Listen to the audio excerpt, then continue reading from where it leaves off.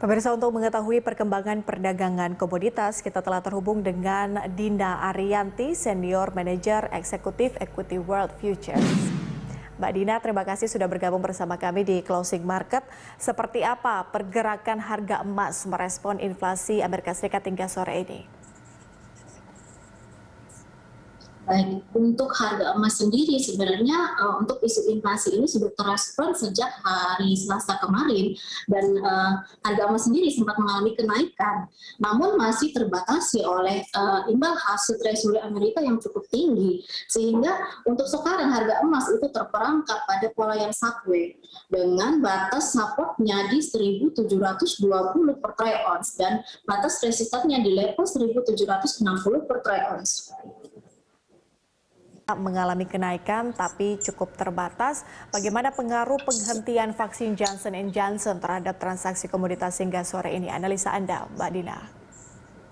Ya, tentu saja untuk penghentian vaksin Johnson & Johnson ini jelas sangat menunda untuk kembalinya normalitas perekonomian di Amerika dan membuat pelaku pasar saat ini masih wait and see, terutama untuk di sektor komoditas.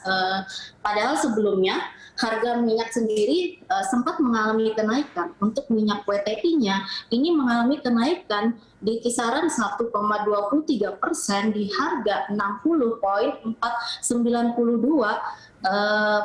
per dolar per barelnya, dan untuk harga minyak Brent sendiri ini mengalami kenaikan 1,15% di harga 64,42 dolar per barel. Oke, bagaimana dengan prospek kakao dengan sentimen data giling dan juga cuaca? Untuk kakao sendiri ini menunjukkan tren positif setelah sebelumnya itu pada Desember 2020 kemarin di kakao sendiri ini sempat mengalami penurunan akibat imbas dari COVID-19. Nah, untuk investor sendiri mengalami kesulitan untuk berinvestasi di kakao karena mereka tidak menikmati penjualan harga tertingginya.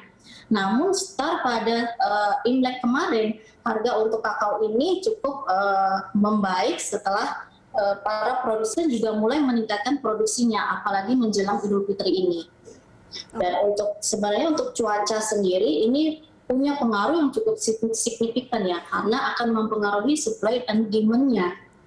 Nah, untuk Indonesia sendiri sebenarnya ini meningkati urutan kedua untuk penghasil kakao setelah Pantai Gading di Afrika.